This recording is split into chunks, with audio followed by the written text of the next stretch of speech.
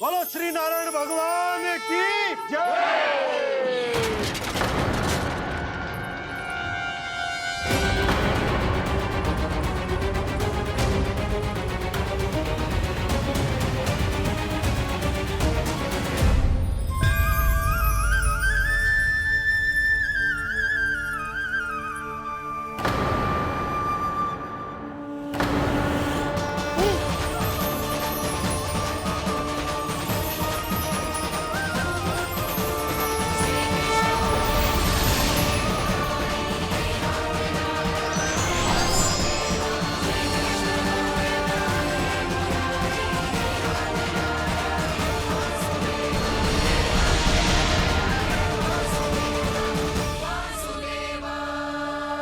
प्रभु,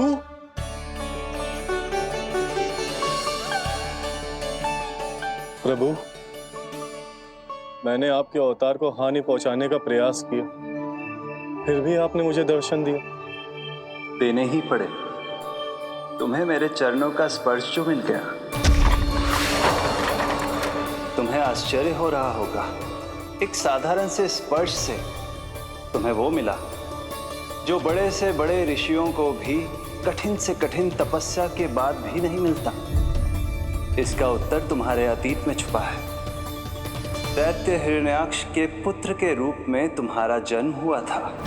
शीघ्र ही तुम बहुत अधिक विशाल और असीम बलशाली हो गए थे, पर तुम अपनी शक्ति का प्रयोग अनुचित ढंग से करते थे। एक दिन तुमने महर्षि लोमस के आश्रम में बहुत ही उत्पात मचाया, हरे भरे वृक्षों को नष्ट कर दिया।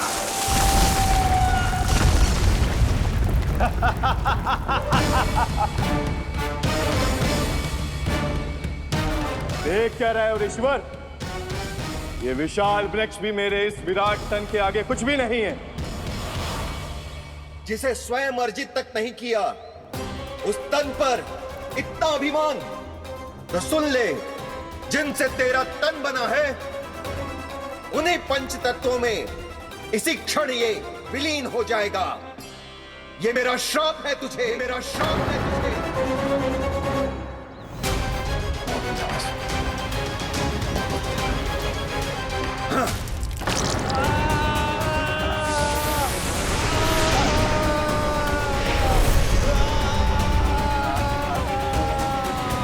पर तभी तुम्हें अपनी भूल का आभास हुआ और ऋषि लोमस से तुमने क्षमा याचना की। क्षमा करे ऋषिवर, क्षमा करे। मैं मूर्ख, अभिमानी हूँ, अज्ञानी हूँ, परंतु आप तो दया के सागर है। कृपा करे ऋषिवर, कृपा करे।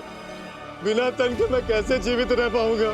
तुम जीवित भी रहोगे और अपने दैनिक कार्यों का संचालन भी कर पाओगे, किंतु सजीव प्राणियों या निर्जीव वस्तुओं की सहायता से। ऐसा जीवन तो मृत्यु के समान है ऋषिवर। इससे अच्छा है आप मुझे जीवन से मुक्ति दे दो।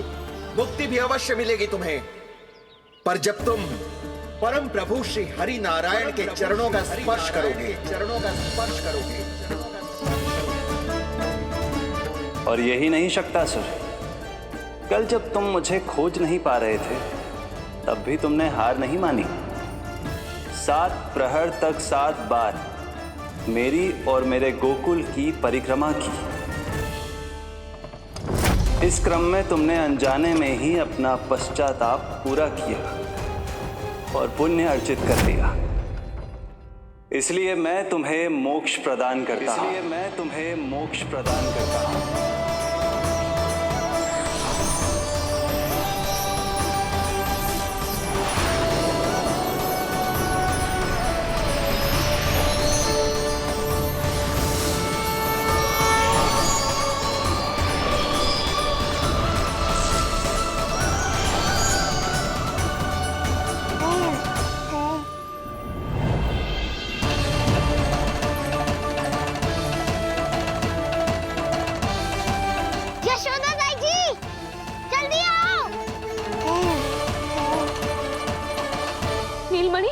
मेरा लल्ला।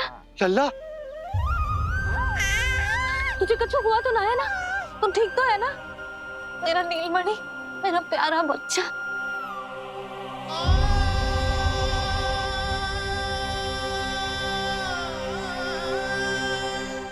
भोला, बंसी, ये सब क्या है?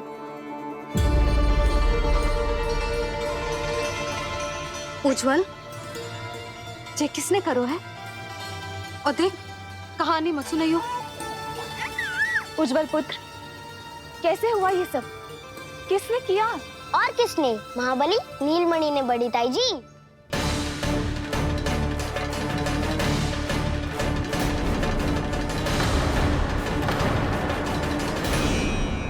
जी क्या बोल रहे हो? सच्ची सच्ची बता। लो, फिर फंस गया उज्जवल। मैं सच्ची कह रहा हूँ। अचानक तीव्र वेग से वायु चली। फिर ऐसे लगो जैसे कोई भूकंप आ रहा है। और फिर जब मैंने देखा तो ये सकट अपने आप हिल रही थी, खड़खड़ खड़खड़ खड़खड़ खड़खड़। फिर मैंने साहस दिखाया और उस सकट को रोकने का प्रयास करो। और सकट ना रुको, जे हिले ही जा रहा था, खड़खड़ खड़खड़ खड़खड़ खड़खड़ खड़खड़ खड़खड़। और फिर ऐसे ही हिलते हुए अचानक से आगे बढ़कर सीधा नीलमणि के ऊपर चला आए हो।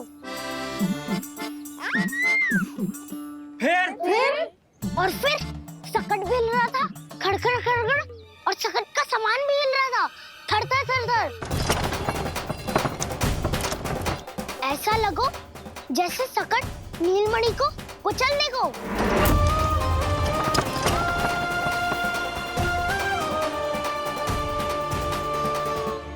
पर तभी जे जाग गए हो। इसने खींचकर अपने पांव का प्रहार करो और जीत गया सकट आकाश पे।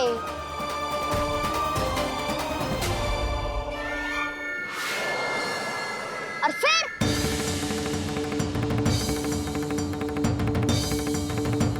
धड़ाम,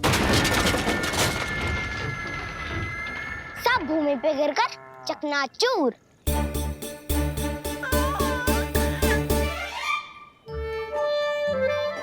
मैं सच्ची कह रहा हूँ ताई जी, नीलमणि के पैर का स्पर्श होते ही वो सकट ऐसे वायु में उड़ी जैसे कोई फूल। अच्छा, और जो तेरे हाथ में ये माखन है, ये भी अपने आप उड़ के आ गया होगा ना? हाँ, मैं सच्ची कह रहा हूँ। सदा बड़पोलापन, ये अच्छी बात ना है लल्ला। सत्य बता। मैया, मैं सत्य बोल रहा हूँ। ये सकट अपने आप ही आयो था और नीलमणि के प्रहार करते ही दूर जा गिरो। अरे, ये बड़बोले से पूछने से अच्छा है कि हमें स्वयं विचार करना चाहिए कि ये सकट टूटा कैसे। हाँ नंदराज, हाँ, हम भी आरती के लिए भीतर चले गए थे। हाँ। अरे, आप सब मेरा विश्वास क्यों ना कर रहे हो? नीलमणि के प्रहार से ही उज्जवल, सकट बहुत पुराना था, पहिया ढीला होकर खुल गया होगा। यशोदा, अनेक कारण हो सकते हैं, चिंता करने की कोई आवश्यकता ना है। मैं चिंता क्यों करने लगी भला? मेरे नीलमणि के गले में रक्षा वाला कंठक पहले से ही है। और हम जैसा पूजा पाठ इतने विधि विधान से इसी के लिए तो कर रहे हैं, है ना पंडित जी? हाँ रानी जी। तो बस फिर मेरे लल्ला को कछु क्यों होने लगो? और आप सब स्वयं ही देख लो ना, जे इतना बड़ा सकट टूट के बिखर गया है, किंतु मेरे लल्ला को एक खरोच भी ना आई। इसका अर्थ तो यही है ना कि हम जो भी कर रहे हैं सही कर रहे हैं। मुझे चिंता करने की कछु आवश्यकता ही ना है। चलो सब भीतर चलते हैं। हाँ हाँ, लल्ला को भूख भी लगी आई होगी। चल।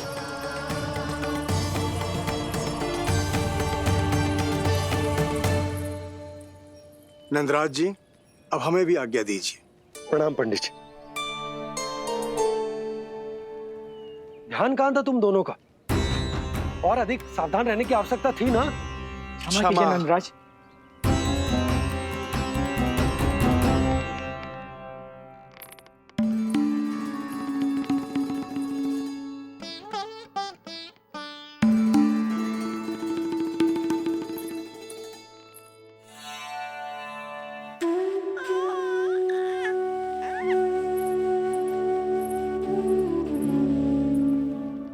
यशोदा, क्या हुआ? बोलो ना, क्या सोच रही हो? मुझे बहुत चिंता हो रही है जीजी। मेरे लल्ला के साथ कुछ ना कुछ दुर्घटना होती रहती है। अरे, अभी बाहर ही तुम सबको समझा रही थी, अब भीतर आते ही क्या हो गया तुम्हें? बाहर समझाने वाली मैं ना थी जिज्जी, वो तो गोकुल की रानी जसोदा थी। किंतु भीतर से मैं अपने नीलमणि की मैया हूँ, बस। और एक मैया को कितनी चिंता होती है, इसे आपसे अधिक कौन जान सकता है। बहुत बड़ा धक्का लगा है मैया को इस घटना से। अब तो ये मेरी रक्षा के लिए और भी अधिक चिंतित हो जाएंगी। यंत्र का कंठक, पूजा पाठ, इतने सारे प्रहरी, सुरक्षा के प्रबंध, यदि इतने सबके बाद भी मैं अपने लल्ला की रक्षा न कर पाई तो मुझसे अधिक अभागी कौन हो सकती है। मैं तुम्हारे मन की दशा समझती हूँ यशोदा। इसी चिंता के कारण ही तो मैंने आज तक अपने पुत्र को छुपा कर रखा है। मैं जानती हूँ जिज्जी, मैं समझती हूँ। मैंने तो नीलमणि के लिए इतने सारे संस्कार भी करो है, पूजा पाठ की है, किंतु मैंने तो आज तक अपने पुत्र का एक भी संस्कार नहीं किया है। आंसू पोंछ लीजिए बड़ी माँ, शीघ्र ही सब कुछ ठीक हो जाएगा। जब मैंने उसे जन्म दिया, उसके बाद से आज तक ना उसे घर के बाहर लाई हूँ, ना कोई संस्कार किया है। मैं तो उसका नामकरण भी नहीं करवा पाई हूँ यशोदा। उसके जन्म के समय स्वामी ने ये संदेश भिजवाया था कि उस कंस को हमारे पुत्र के बारे में तनिक भी भनक नहीं पड़नी चाहिए। तब से आज तक भय के छाव में जीती आई हूँ कि वो कंस कहीं हमारे पुत्र को भी ना मार दे, जैसे देवकी के सारे संतानों को मार दिया है। ये आशंका कभी सत्य नहीं होगी बड़ी माँ, मैं हूँ ना। माँ अपनी संतान के मन की बात बिना कहे ही समझ जाती है। आप भी समझ जाओ ना मैया।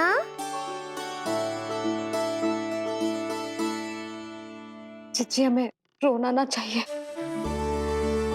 हमें देख के लल्ला भी रो रहा है। मैया, आपकी सहायता की आवश्यकता है मुझे ऐसे क्यों लग रहा है जैसे लल्ला मुझसे कुछ कहना चाह रहा है। दाऊ को हम सबसे दूर कब तक रखेंगे बड़ी माँ? ये सोच रहा होगा कि अब तक आपने इसके दाऊ को छुपा के क्यों रखो है। मैं उनसे मिलना चाहता हूँ मैया। जिज्जी, कितना मन करता होगा ना इसका अपने दाऊ से मिलने का। और आपके लल्ला का भी तो मन करता होगा ना कि अपने छोटे भाई को मिले। कितनी बातें करते हैं हम दोनों की इनके सामने। हाँ यशोदा, मैं भी अपने पुत्र को नीलमणि के बारे में सब कुछ बताती हूँ। तो बस फिर हमें साथ साथ रखिए ना।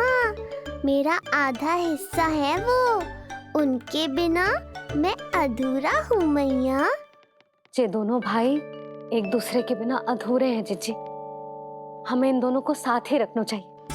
आप ही सोचो, यदि नीलमणि की रक्षा होगी तो आपका लल्ला भी तो सुरक्षित रहेगा। तुम सच कह रही हो यशोदा। हमें इन दोनों को मिलाना चाहिए और साथ में ही रखना चाहिए, सुरक्षित। तब तो शीघ्र ही पंडित जी को बुलाकर हमें शुभ मुहूर्त निकलवाना चाहिए। शुभ मुहूर्त? हाँ, शुभ मुहूर्त। दोनों भाइयों के मिलन के साथ साथ उनका नामकरण संस्कार भी करवा देते। अब अपने दाऊ से मिलूंगा मैं।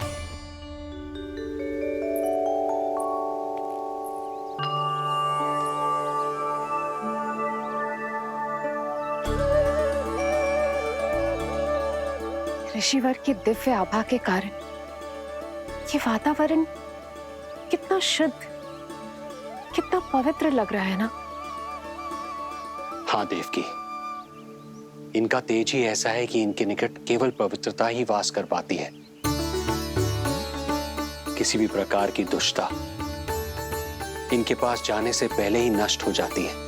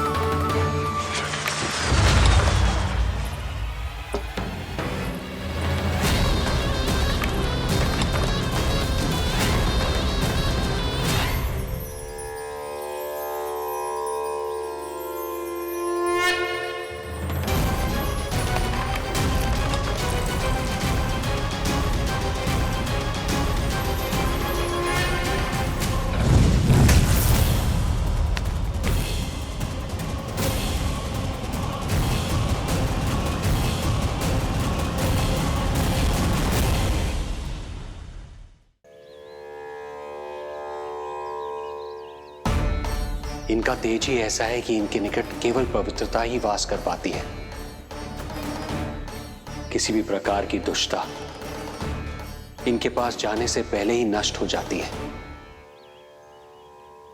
यदि महर्षि की इच्छा के बिना मैंने भीतर प्रवेश किया तो कहीं ये मुझे श्राप ना दे दे। नहीं, इससे तो अच्छा है कि मैं यहीं आश्रम के बाहर रुकूं और यहीं से इन दोनों पर दृष्टि रखूं।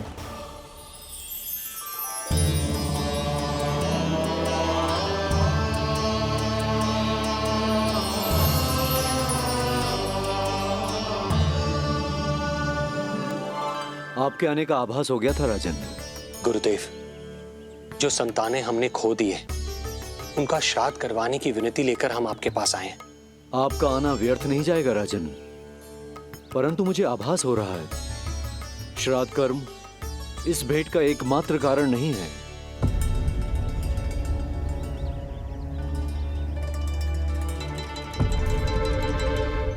आपको उसकी या कंस की चिंता करने की कोई आवश्यकता नहीं है। निश्चिंत होकर बताइए कि आपकी इच्छा क्या है। गुरुदेव, वर्तमान में मेरी प्रथम पत्नी रोहिणी पुत्र सहित गोकुल में निवास कर रही है। हमारे उस पुत्र का और भाभी यशोदा के पुत्र का नामकरण संस्कार करवा दीजिए। बस यही हमारा सौभाग्य होगा। मुझे कुछ सुनाई क्यों नहीं दे रहा है? देवी रोहिणी से उत्पन्न आपका पुत्र यादव कुल का राजकुमार है और यादवों का गुरु होने के नाते उसका संस्कार कराना हमारा कर्तव्य है। परंतु यशोदा पुत्र का नामकरण वो आप मुझसे क्यों करवाना चाहते हैं?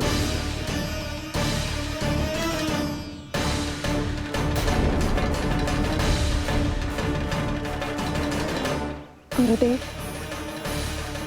सत्य ये है कि रुक क्यों गई रानी देवकी? आपके मन में जो कुछ है कहिए। ये कैसी दुविधा में फंस गया मैं।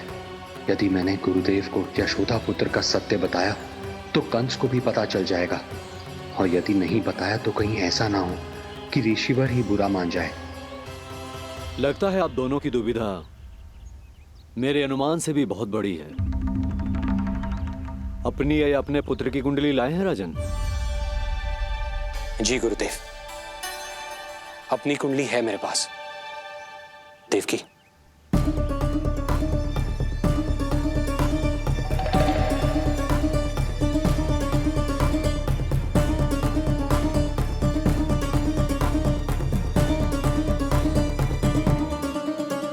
जो रहस्य आप नहीं बता पा रहे हैं राजन, वो ये कुंडली बताएगी।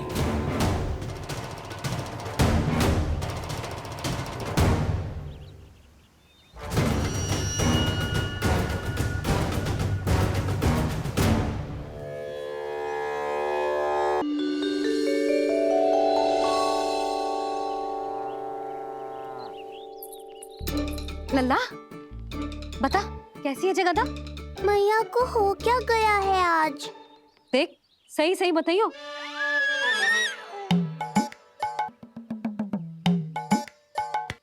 अच्छी है ना? पसंद आएगी ना उसे? हाँ? या फिर जे मोर पंख वाला मुकुट दे दूं? पहली बार मिल रहा है तू, उपहार तो देना चाहिए ना? पर बड़े तो वो है ना मैया, उपहार तो वो देंगे मुझे।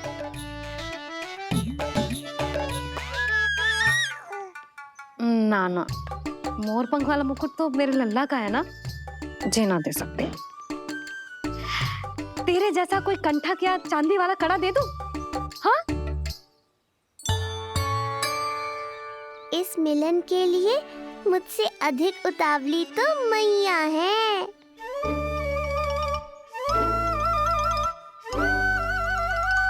अच्छा जे उपहार छोड़, तू तो जे बता कि तू उसे बुलाएगा क्या कह के? अन्य सभी के जैसे बड़े भैया या गांव वालों के जैसे दद्दा बुलाएगो, या फिर बड़े नगरों में जैसे बुलाते हैं ज्येष्ठ ज्येष्ठ भ्राता बुलाएगो, या फिर प्रेम से बुलाएगो दाऊ दाऊ बुलाएगो ना?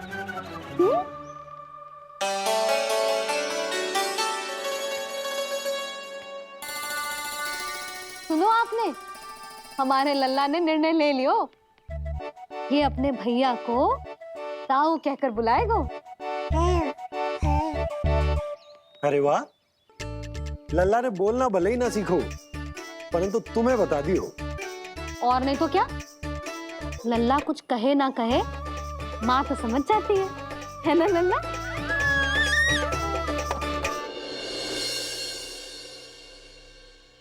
और इसने दाऊ वाली बात पे हाँ भी की है। हाँ हाँ तो सदानंद जी ने भी कर दी है। लो मैं तो भूल ही गई, क्या कही पंडित जी ने? बता तो ना यशोदा, बाहर से आया हूँ, हाथ पैर तो धो लूं। हाँ जी लो। अब बताओ कब का मुहूर्त निकालो है? तनिक हाथ मुंह पूछ लूं। अब बताओ क्या कही उन्होंने? यशोदा थक गए हूँ, तनिक सांस तो लेने दो। बाहर से आया हूँ, जलना पूछोगी?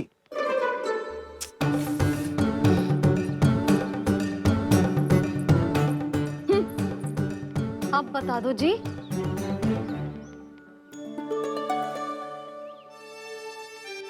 बाबा अब बता भी दो, नहीं तो खेल खेल में खेल हो जाएगा। हाँ बताओ।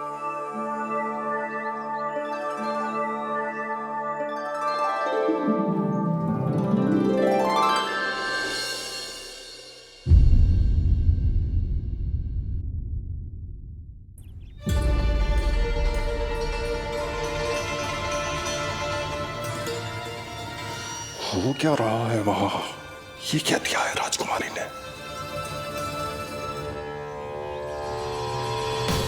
गुरुदेव, शीघ्र ही कोई मुहूर्त बता दे तो बड़ी कृपा होगी। नंद महाराज, अब क्या नामकरण का मुहूर्त भी मुहूर्त निकाल के बताओगे आप? हैं? क्रोधित क्यों हो रही हो यशोदा? बताता हूँ, धैर्य धरो। हाथ मुंह धो लिया, जल पी लिया, विश्राम कर लिया, अब कितनी प्रतीक्षा करवाओगे? हैं? मैं सब समझ रही हूँ, आप जानबूझ के मुझे सताने के लिए ना बता रहे। मैया कितनी भोली है बाबा, आप क्यों सता रहे हो उन्हें? बस बस बस, इतना भावुक होने की आवश्यकता ना है। बता तो, पंडित जी ने बताया है एक बहुत ही शुभ मुहूर्त आने वाले सप्ताह में ये है। और जानती हो जिस मुहूर्त किस दिन पड़ेगा? जिस दिन हमारा लल्ला पूरे 100 दिन का हो जाएगा। इससे अच्छा मुहूर्त तो हो ही नहीं सकता। धन्यवाद गुरुदेव।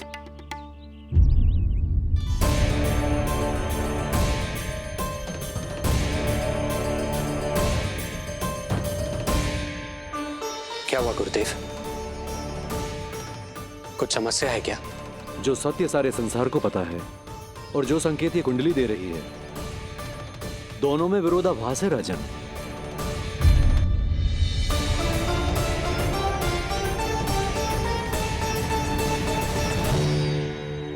मैंने कहा ना राजन, उसकी चिंता करने की आवश्यकता नहीं है।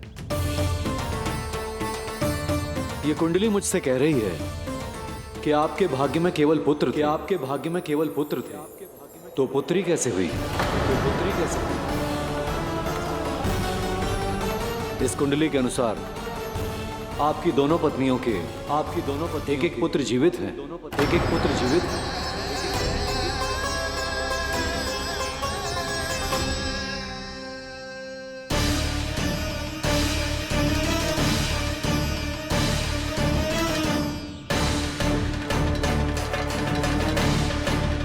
देवकी,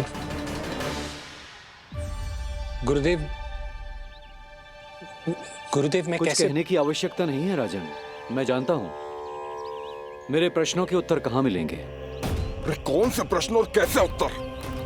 किस बारे में बात कर रहे हैं? ये लोग जो भी बात कर रहे हैं वो मुझे सुनाई क्यों नहीं दी? सही समय की प्रतीक्षा कीजिए राजन, आपके दोनों कार्य पूर्ण होंगे।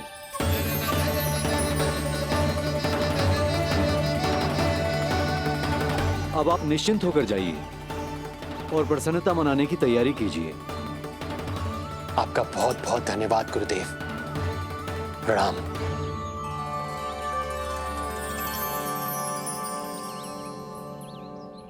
सच्ची?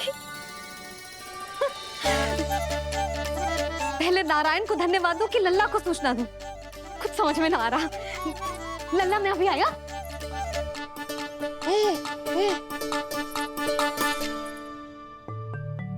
आपका बहुत बहुत धन्यवाद नारायण।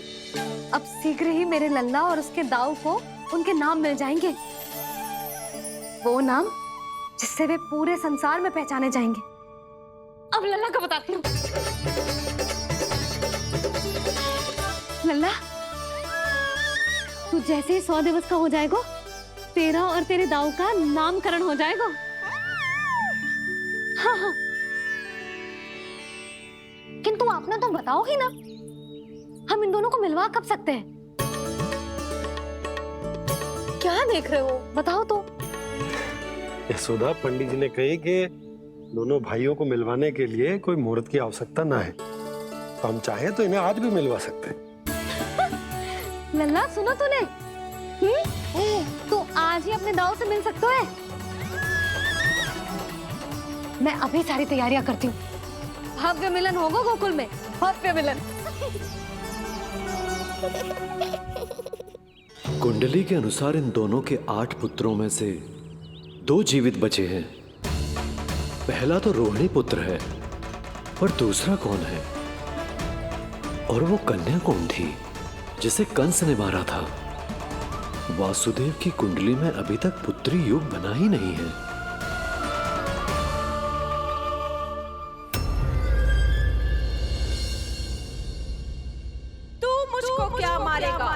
अपनी आयु संभाल, काल तेरा अवतरित करे, रूप है उसका बाल।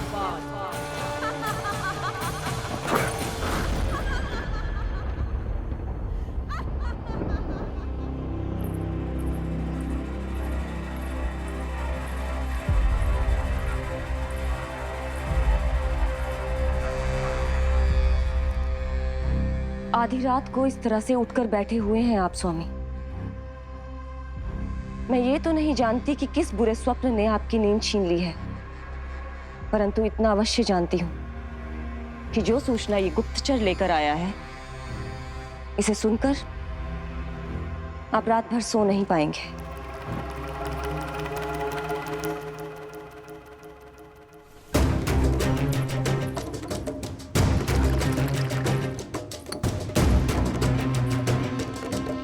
क्या सूचना है? महाराज, उत्कच मारा गया, उत्कच मारा गया, उत्कच मारा गया।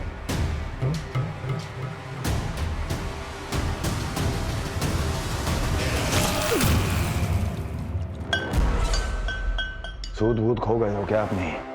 जो दिखता ही नहीं उसे मारा कैसे जा सकता है? इसने स्वयं देखा था महाराज। जिस शकट में समाकर शक्तासुर उस बालक को कुचलने वाला था, आपके शत्रु ने उसी शकट को चकनाचूर कर दिया।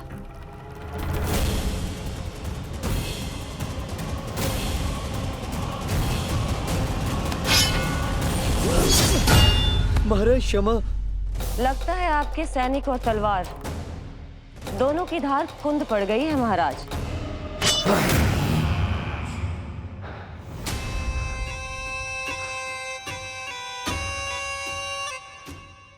इस तलवार की धार पर अब तभी विश्वास दृढ़ होगा जब ये उस बालक के रक्त से स्नान कर लेगी।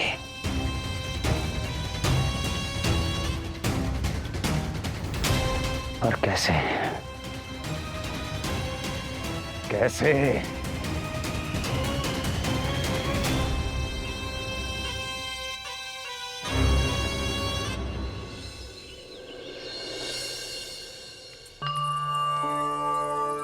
कैसी लगी तुझे दाऊ से मिलने की तैयारी?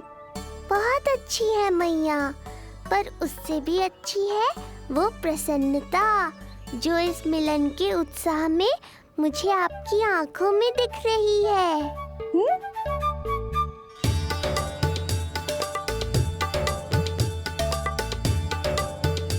यशोदा, तुमने तो दो भाइयों के मिलन को भी त्योहार बना दिया। हाँ तो ये किसी त्योहार से कम थोड़ी ना है। ये शुभ दिन दोनों भाई के मिलन को पूरा गांव देखेगो। तो फिर अब बड़ी मैया को बुलाओ ना मैया। यशोदा जी, रोहिणी जीजी इतनी प्रतीक्षा क्यों करवा रही है? इतने दिवस से छुपा के रखे हो लल्ला को, अब तो शीघ्रता करनी चाहिए ना, है ना भाभी? प्रतीक्षा अवश्य की है, किंतु फल भी तो मीठा मिलेगा। आती होंगी रोहिणी जीजी।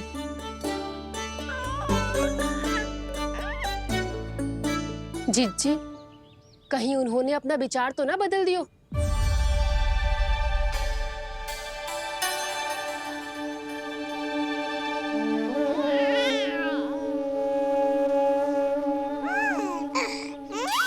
कितनी शीघ्र चिंतित हो जाते हो आप सब।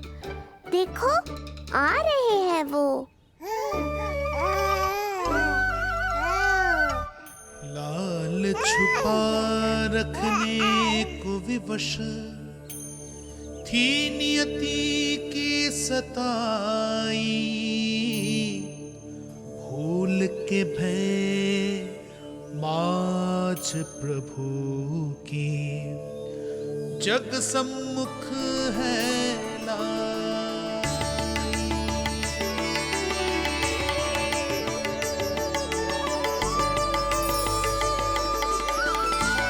देखो तो कितनी मधुर मुस्कान है। और आंखें कैसी गंभीर और गहरी है। अरे अरे, ये तो हमारी नीलमणि की तरह सुंदर भी है। सही कह रही है तू, और कितना प्यारा भी है। और कितना बलशाली भी लग रहा है ये, है ना? तो देखो इसके। हाँ देखो, लाल लाल टमाटर की तरह। देखो तो दाऊ आए नहीं कि ये सब की सब मुझे भूल ही गई। अरे हटो सामने से, मुझे भी तो देखने दो।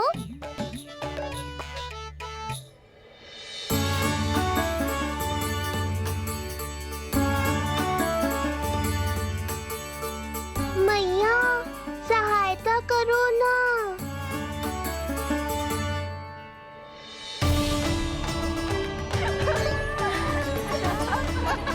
चलो हटो सब, हटो हटो हटो हटो सामने से।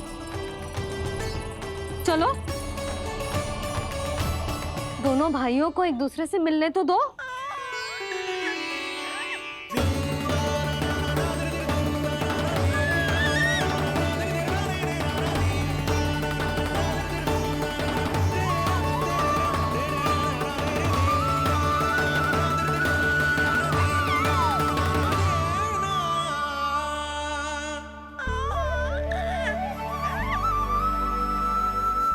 चल लल्ला, चल आजा।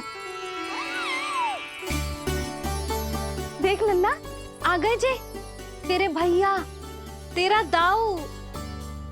जी भर के बातें करो, और निहारो एक दूसरे को। लाओ जिज्जी, आजा। ये रहे तेरे दाऊ। आओ जिज्जी।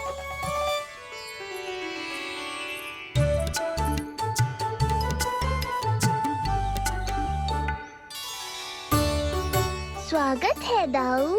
कितनी प्रतीक्षा के बाद अब जाकर आपसे भेंट हुई है।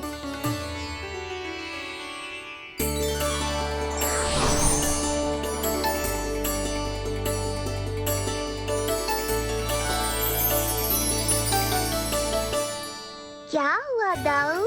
मुझे पहचान नहीं पा रहे? कितनी देर लगाओगे दाऊ? अब तो पहचान लो, छोटा भाई हूँ आपका।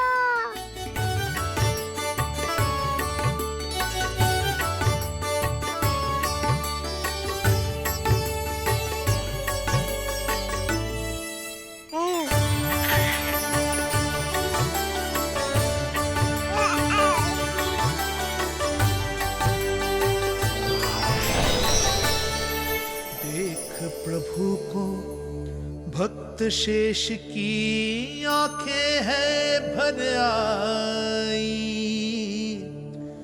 भावुक हरि भी निहारे की अब मिलन की बेल आई।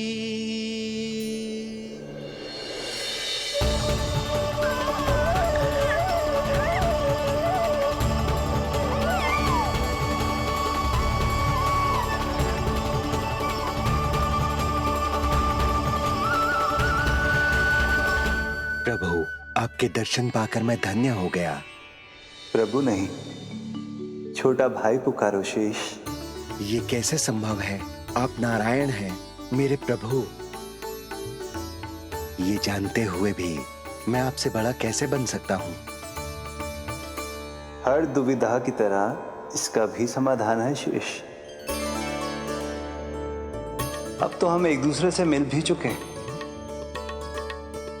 पृथ्वी पर हमारा सूत्र जुड़ चुका है, इसलिए समय के साथ तुम ये भूल जाओगे कि तुम्हारा ये भाई मेरा ही अवतार है। ये क्या कह रहे हैं प्रभु? वही जो आवश्यक है, नहीं तो तुम नीलमणि के बड़े भाई होने का कर्तव्य कैसे निभाओगे? कैसे डांटोगे मुझे? और बड़े होने के नाते मुझ पर अधिकार कैसे दिखाओगे? पर प्रभु, पर किंतु परंतु ये सब भूल जाओ शेष। आज से, इसी क्षण से मैं हूं तुम्हारा छोटा भाई और तुम मेरे ताऊ। मैं हूं तुम्हारा छोटा भाई और तुम मेरे ताऊ। नारायण नारायण दाऊ। दोनों इतने सुंदर लग रहे हैं, मेरी तो दृष्टि भी ना हट रही इससे। कहीं मेरी ही दृष्टि ना लग जाएगी। ये तो प्रतिदिन की कथा है दाऊ। हे नारायण, मेरे कानों से तो अभी से रक्त निकलने लगा। आदत डाल लो दाऊ, अब तो सहना ही पड़ेगा। वो देख रहे हो, सुलक्षणा चाची सबसे अधिक चतुर यही है। केवल अधिक चतुर ही नहीं नीलमणि, बहुत अधिक सयानी भी है ये। बिल्कुल सही पहचाना दाऊ, पर आप चिंता मत करो, मैं हूँ ना, मैं संभाल लूंगा इन सबको।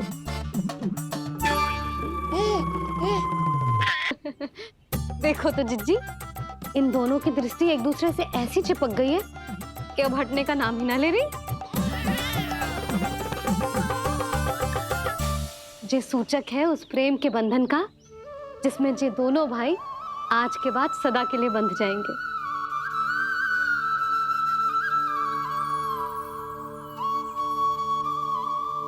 मुझसे भूल हो गई यशोदा, मैंने इन दोनों को पहले ही मिलवा देना चाहिए था।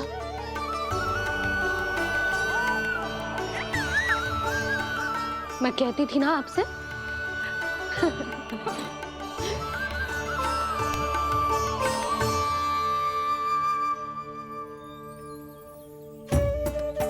आई मैं।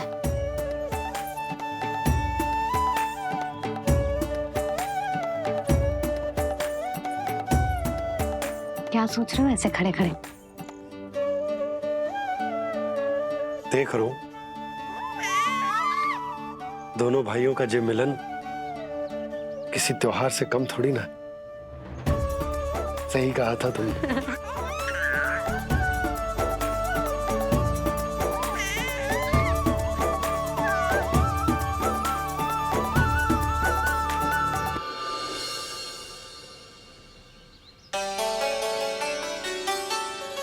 सुना ना तूने जो गोपिया क्या कह रही थी कि नीलमणि का दाऊ कितना बलशाली है। इसका तो यही अर्थ हुआ ना कि नीलमणि अपने दाऊ जितना बलशाली ना है। अब समझा मैया कि आज मुझसे इतना व्यायाम क्यों करवाया जा रहा है। पर मुझे पता है मेरा नीलमणि सबसे अधिक बलशाली है। हाँ। उज्जवल ने कही थी ना, नीलमणि ने यूं उड़ा दिया था काले कौवे को मथुरा की ओर। और उज्जवल ने तो ये भी कही थी कि नीलमणि ने अपने पांव से सकट पे प्रहार भी किया था। कैसे किया था प्रहार? कैसे किया था? लग गई मैया को। कैसे किया था? फिर से बता कैसे किया था?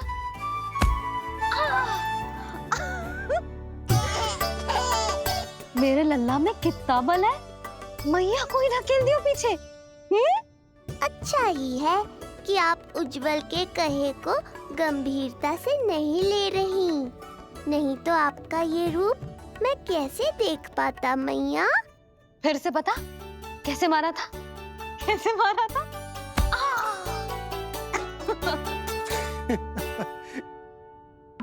लल्ला तू बड़े के जैसे कब से हंसने लगो?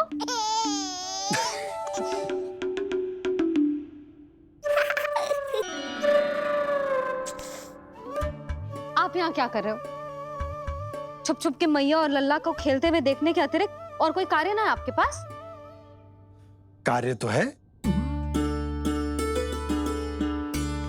पर यह अधिकार भी है कि मैं अपनी बड़ी सी पत्नी को अपने छोटे से लल्ला के साथ छोटे बालकों की तरह व्यवहार करते हुए देखूं। अब देख लियो ना, अब जाओ अपना कार्य करो। कार्य तो कर लूंगा, परंतु मेरा पेट मुझसे कह रहा है कि इसे भूख लगी। भूख लग गई? भोजन का समय होगा। अभी लगाती हूँ भोजन।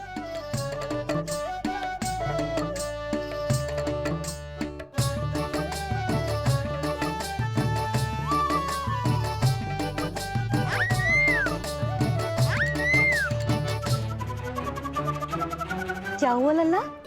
इतना उतावला क्यों हो रहा है तू? तुझे भी भूख लगी आई है क्या?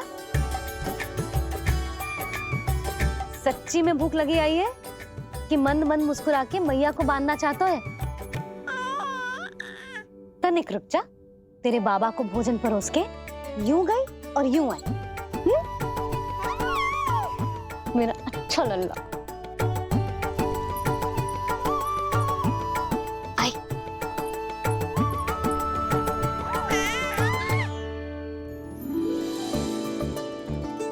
आज केवल रोटी है खाने में?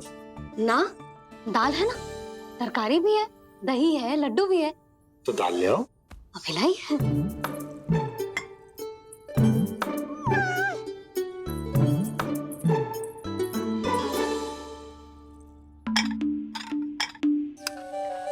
अवश्य भूख ही लगी होगी उसे।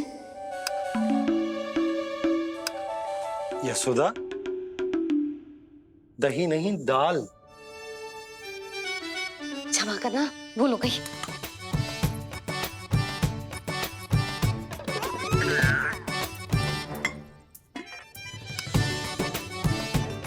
यशोदा, दाल ताल।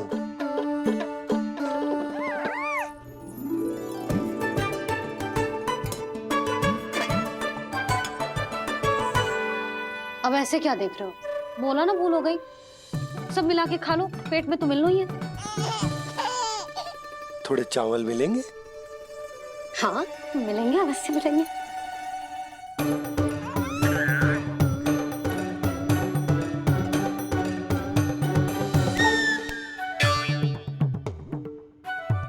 लड्डू नहीं, चावल।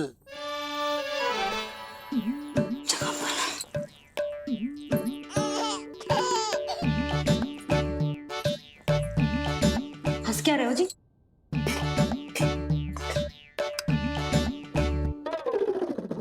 आज व्यायाम भी बहुत कस के करवाओ था मैंने, कहीं अधिक भूख तो ना लगी होगी। सच्ची है सुधा, बिल्कुल ना बदली तू। पहले रामू की चिंता में व्याकुल रहती थी और अब हम नीलमणि में तुम्हारा मन लगा रहता। हाँ तो लल्ला भूखा हो और मैया का मन व्याकुल भी ना हो, ऐसा हो सकता है भला? फिर तो दूध पिला दो ना उसको। जाऊं? शीघ्र जाओ। किंतु आप तो खा रहे हो ना पतिदेव। वही तो यशोदा, मैं खा रहा हूं, किंतु वो भूखो है। जाओ। ठीक है। यहाँ थी तो लल्ला की भूख के लिए चिंतित थी, अब वहां जाएगी तो पक्का मेरे भोजन के बारे में चिंता करेगी। कहीं आधी भूख में ना उठ जाए तेरे बाबा, उन्हें कुछ और चाहिए होगा तो? सही कहा था बाबा ने, वहाँ मेरी चिंता थी, यहाँ बाबा की चिंता है। सच्ची मैया, अनोखी हो आप। अरे इतने से पेट भर गया तेरा? ना, ये वाली मुस्कुराहट तो मत ही दिखा मुझे। इतनी शीघ्र तेरा पेट भर ही ना सकता। मैया जानती है अपने लल्ला की भूख।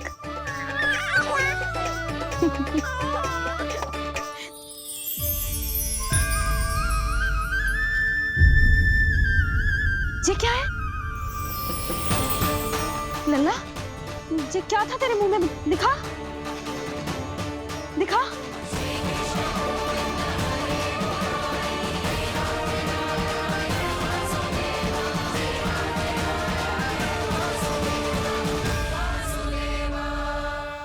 को सब पता है, इतनी जल्दी तेरा पेट भर ही ना सकता।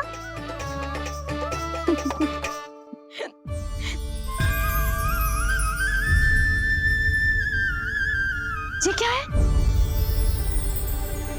लल्ला, ये क्या था तेरे मुंह में? दिखा। ओहो, मैं तो भूल ही गया था कि मेरे भीतर ही तो सारी सृष्टि समाई हुई है। मैया ने उसकी झलक देख ली, अब क्या होगा? क्या होगा यशोदा? सुनो जी, हमारे लल्ला,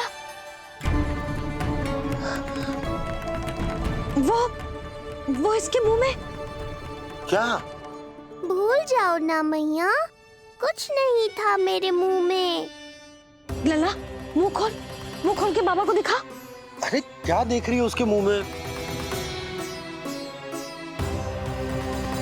अवश्य ही मेरा दृष्टि भ्रम होगा, किंतु ऐसा भ्रम। अरे बताओ ना यशोदा, या फिर मुहूर्त शीघ्र ना बताने की बात का प्रतिशोध ले रही हो तुम? ना ना, ऐसी बात ना है। तो फिर बताओ ना, क्या बात है? हा? मैंने लल्ला के मुंह में कुछ देखो। क्या देखो? अब फंस गया मैं। मैया बाबा को सब कुछ बता देंगी और राय का पहाड़ बन जाएगा। फिर कैसे संभालूंगा इन दोनों को? ऐसे लगो जैसे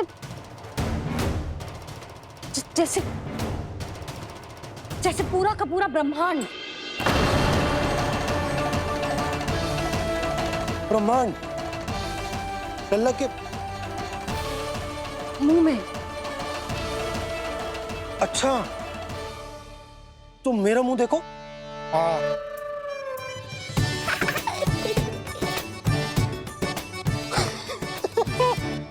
ब्रह्मा, सोदा, मुझे पता था आप मेरा उपहास उड़ाओगे। अरे नहीं नहीं नहीं, तुम देखो तो सही।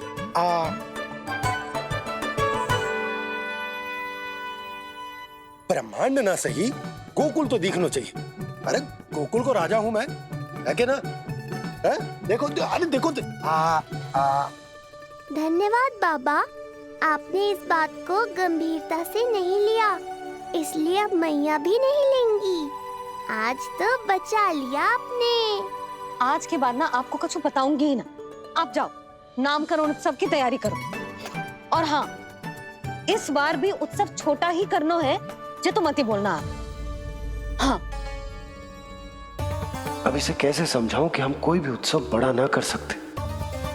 व्यर्थ ही कंस की दृष्टि पड़ जाएगी हम पर।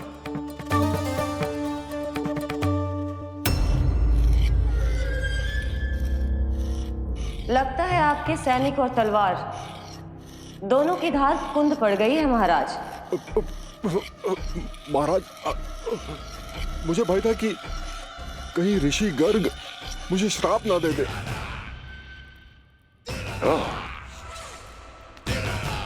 तो श्राप से भयभीत हो गए दुर्जन, किंतु कंस तो कोई श्राप नहीं देता, सीधा मृत्यु देता है।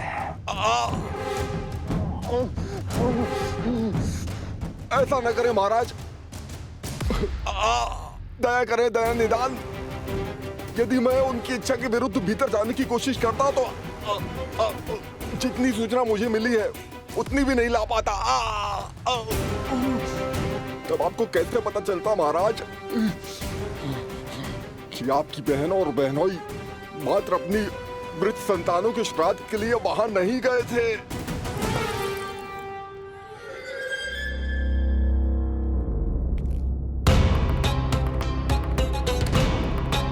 आगे बोलो।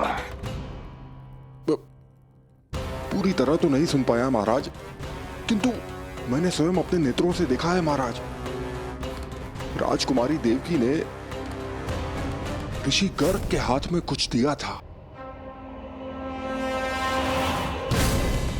ये सत्य है महाराज, और ऋषि गर्ग ने उन दोनों को वचन भी दिया था। सही समय की प्रतीक्षा कीजिए राजन, आपके दोनों कार्य पूर्ण होंगे। महाराज, मैं आपका सबसे विश्वसनीय सेवक हूं। आपके हर आदेश का पालन करना मेरा अधिकार है, और मैंने अपने अधिकारों का पालन किया भी है महाराज। किंतु फिर भी यदि मेरी ओर से कोई भूल हुई हो, मुझे क्षमा करे दया निदान, मुझे क्षमा करे। इसका अर्थ है कि उत्कच सही कह रहा था। वो दोनों अवश्य ही कोई ना कोई षड्यंत्र रच रहे हैं मेरे विरुद्ध। समय आ गया है, अब मुझे किसी ऐसे की खोज करनी होगी जो उतना ही शक्तिशाली हो जितने की मेरी ये तलवार।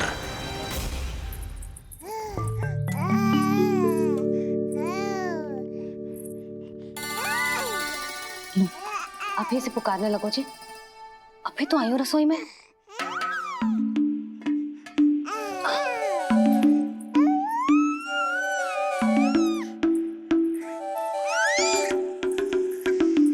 शीघ्र ही तुझे भी अपने बाबा का हाथ बटाना पड़ेगा, समझ रहे हो ना? बटाएगा ना हाथ? अभी जो 100 दिन का भी ना हो और जिस नन्हे से बालक को काम काज का भार सौंपने की बात करने लगे। काम का नाम सुनते ही मुख से स्वर ना निकल रहे तेरे। अभी तो बड़ा ऊ कर रहा था। बता, हाथ बटाएगो के ना? अरे बता ना।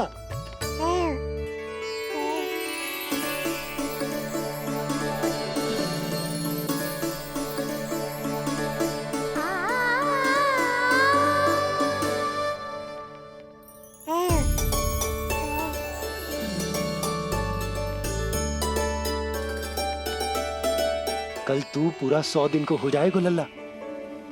पंडित जी आएंगे, तुझे नया नाम मिलेगा। देखो तो मन में तो इनके भी कितना उत्साह भरो है, बस दृष्टि में मैं ही आती हूँ। और कल तुझे वो नाम मिलेगा लल्ला जिससे पूरा संसार तुझे पहचानेगा।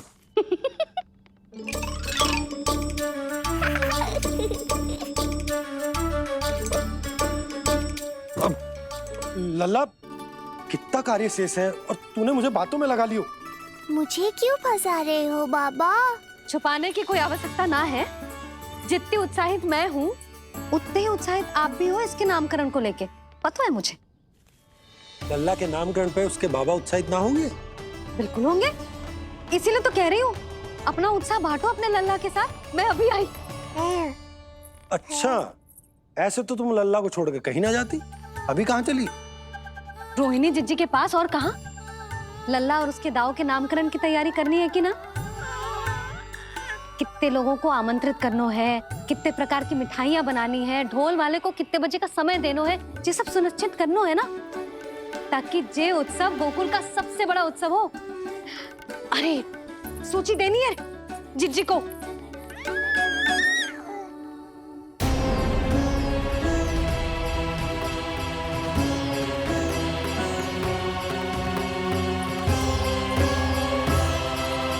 सबकी कोई आवश्यकता ना है। आवश्यकता ना है मतलब? कहना क्या चाहते हो आप? मैं ये कहना चाहता हूं कि यशोदा, सत्य तो ये है कि हमें दुख में ना अत्यधिक दुखी होना चाहिए और ना सुख में अत्यधिक उत्साहित। प्रसन्नता कितनी भी क्यों ना, हमें उत्सव संयम से ही मनाना चाहिए। इतने वर्ष संयम ही तो रखा था ना नंद जी। ये समय संयम का ना आनंद से बावले हो जाने का है। यशोदा, हम आयोजन छोटा ही करेंगे। मैं कुछ सोच समझ कर ही तो कह रहा हूँ। पर क्यों? मुझे भी तो समझाओ। हर बात समझाने की ना होती यशोदा। अच्छा, पति पत्नी में भेद हो तो है? ठीक, मैं कोई भेद ना रखूं। जो भी अब तक मैंने तुम्हें ना बताया है वो सब बताऊं। ओहो, क्या कर रहे हो बाबा? कंस के बारे में कुछ बता मत देना मैया को। वो मंगला है ना, उसने आज शाम को ही बछड़ा दियो और भाद्रपद का मास लगभग बीतने को ही है, तो धीरे धीरे शरद ऋतु आ जाएगी, दूध की हानि भी कम हो जाएगी। हाँ? और वो सरजू है ना, उसको बैद जी ने पूरे पखवाड़े का विश्राम के लिए कहा है। क्यों? क्योंकि वो ठाट से गिर गए थे और गिरते समय उसे भीतरी चोट लग गई थी। अरे बस बस बस, ये सब मुझे क्यों बता रहे हो? इसका नामकरण से क्या संबंध? तुम्ही ने तो कही ना कि पति पत्नी के बीच में कोई भेद ना होता, तो मुझे जो भी बात पता है मैं तुम्हें बताऊंगा। कितनी समझदारी से बात बदल देते हो आप, और भोली भाली मैं आपकी बातों में आ जाती हूँ और इस सब में असली बात तो रह ही जाती है। किंतु आज बात मेरे लल्ला की है। उत्सव तो विशाल ही होगा और इस बारे में कछु और ना सुनूंगी मैं। आप लल्ला का ध्यान रखो, मैं जा रही हूँ रोहिणी जीजी के पास। यशोदा,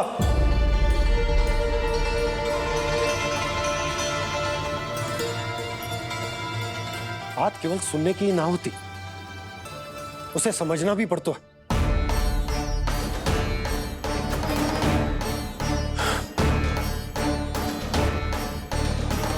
विश्वास है ना मुझ पर? मैं कुछ सोच समझ कर ही कर रहा हूँ ना। उत्सव तो छोटा ही होगा।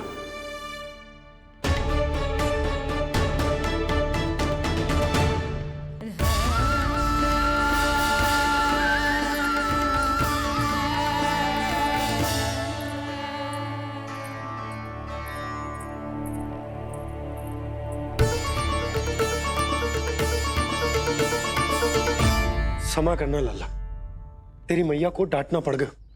आपको मेरी सुरक्षा की चिंता है बाबा, समझता हूँ मैं, इसलिए आपने ये निर्णय लिया है। समझ में नहीं आता, कब, कौन सा निर्णय क्यों लेते हैं आप? यदि कंस को समझना इतना आसान होता तो कंस नहीं होता। ये नया सिंहासन उसके लिए है जो मेरा विश्वास पात्र बनेगा। मेरे दाहिने हाथ की तरह मेरे मन के सबसे निकट होगा वो। मंत्री परिषद में विशेष स्थान की प्राप्ति होगी। मेरे बाद पूरे राज्य के लिए उसी का वचन होगा। शासन। किंतु ये अधिकार केवल उसे प्राप्त होगा जो मेरी परीक्षा में उत्तीर्ण होगा। मेरा सबसे महत्वपूर्ण कार्य करेगा वो। इसलिए जाओ, कह दो सभी बाहुबलियों को, महाबलियों को, दैत्यों को, दानवों को, प्रेतों को, पिशाचों को, सभी को यह सूचना दे दो। ना ना ना ना, सूचना नहीं, चुनौती दो कि यदि साहस है तो आए, मेरी परीक्षा में उत्तीर्ण हो और इस सिंहासन पर बैठने का अधिकार प्राप्त कर ले। जाओ। और हां, ये अवश्य कहना कि केवल वही आए जिनके हृदय में साहस का ज्वालामुखी धधकता हो, जिनकी तलवारें पर्वतों का सीना चीरने को व्याकुल हो, जिनकी संकल्प शक्ति इतनी दृढ़ हो कि मृत्यु से टक्कर ले लें। कायर नहीं चाहिए मुझे। जाओ। महाराज, आप जिसे भी ये विशेष पद देंगे, भविष्य में यदि वही हमारे शीश पर बैठ गया तो क्या करेंगे आप? पहले ऐसा कोई योद्धा सामने तो आए अस्ति, जो उस विष्णु के अवतार का संहार कर सके।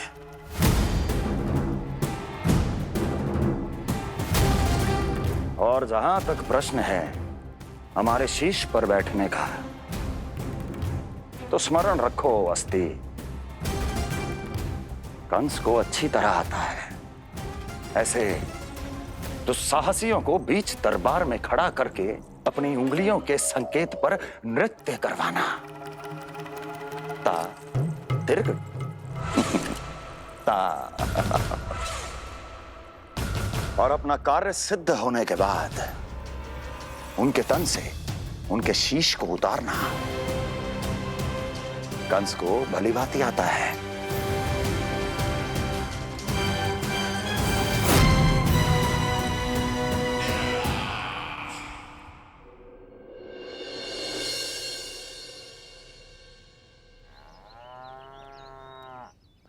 पूरे 100 दिन का होगा हुआ तो लल्ला, कम से कम 100 व्यक्ति तो आने चाहिए थे ना तेरे और तेरे दाऊ के नामकरण में। हाँ, अब तुम मुस्कुरा क्या रहो है? तू ही बता, जे भवन देख के लग रहा है कि यहाँ कोई उत्सव है? बिना अतिथियों के कैसा उत्सव और कैसा आनंद, तू ही बता। और मैं करूं भी तो क्या? पता है लल्ला, मुझे तो लग रहा है तेरे बाबा ना कंजूस होगा है। नहीं तो भला और क्या समस्या हो सकती है उन्हें बड़े आयोजन से? अरे गोकुल के राजा का लल्ला है तू, राजकुमार। यदि तेरा आयोजन बड़ा ना होगो तो भला किसका होगो?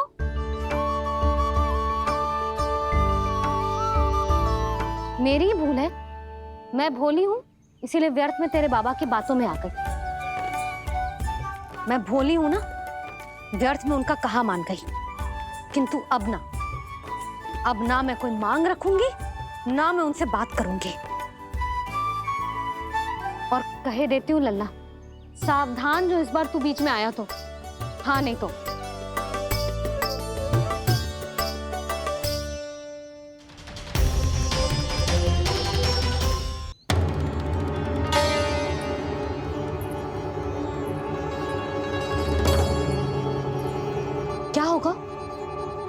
हाँ, सब ठीक तो है ना? आप इतनी चिंता में क्यों हो जी? कोई बुरी सूचना तो ना मिली? अब जे मत ही कहना कि जे भी मुझसे छुपाना पड़ेगा। जो भी है मुझे बताओ। पंडित सदानंद जी महाराज वो नामकरण के लिए ना आ सके।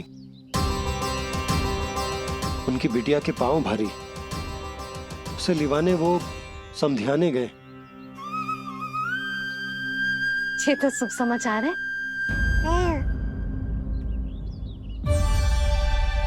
किंतु मेरे लल्ला का नामकरण अब वो सही मुहूर्त पे कैसे होगा?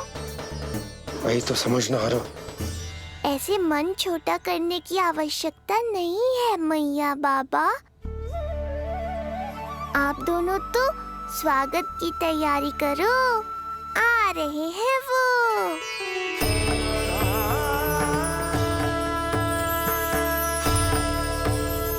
लो, आ गए वो जिनकी मुझे प्रतीक्षा थी।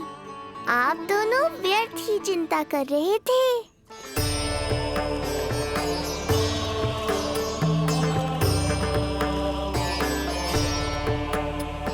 अब कौन करेगा मेरे लल्ला का नामकरण? ऋषि गर्ग, नंदराज, रानी भाभी, महान ऋषि गर्ग हमारे गांव में पधारे हैं।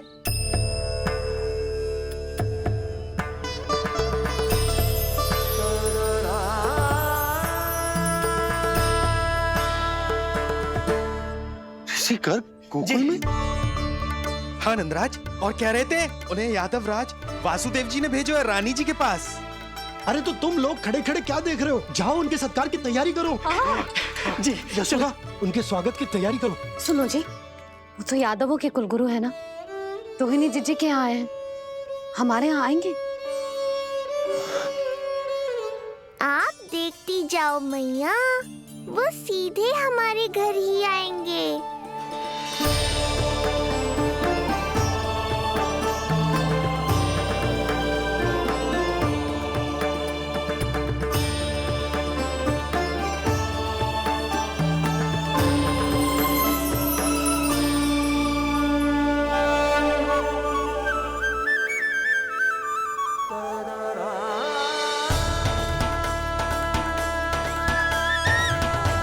ये क्या हो रहा है मुझे? मैं उस भवन की ओर क्यों बढ़ा जा रहा हूँ? क्योंकि आपके यहाँ आने से ही मेरी मैया बाबा की चिंता समाप्त होगी ऋषिवर। ये बात तो मैं न जानता, परंतु मुझे जाकर उनको स्वागत करना चाहिए।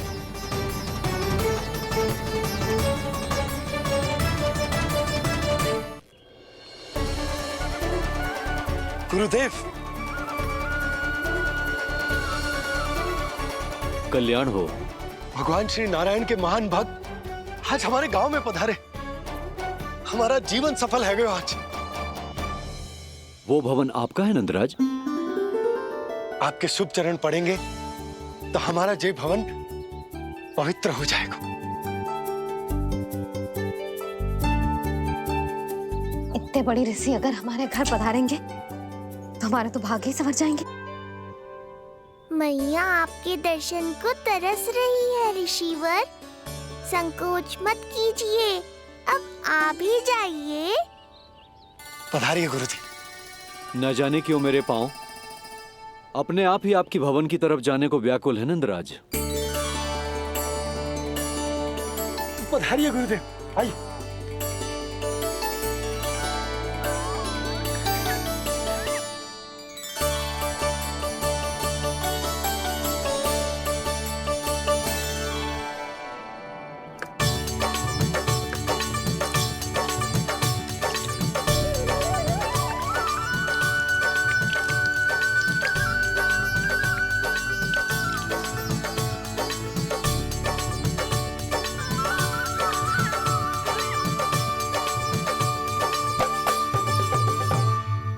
कल्याण हो।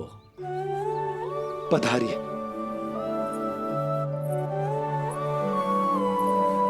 आया तो था मैं रानी रोहिणी के भवन में, पर पता नहीं कैसे यहाँ खींचा चला आया। विराजिए गुरुदेव। महाराज, आप इसे भी रोहिणी जीजी का ही घर समझिए। मैं अभी बुला कर लाती हूँ। महाराज, ये हमारा सौभाग्य है कि आपने यहाँ आना स्वीकार किया। कहिए, क्या सेवा करूं मैं आपकी? मुझे आपके भाई वासुदेव ने भेजा है नंदराज।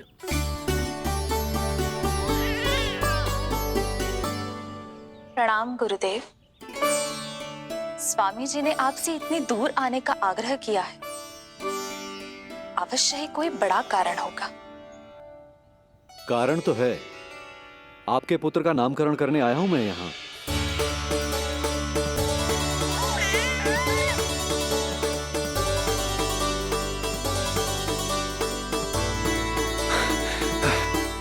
ऋषिवर, तब तो आप अत्यंत ही शुभ दिन पधारे।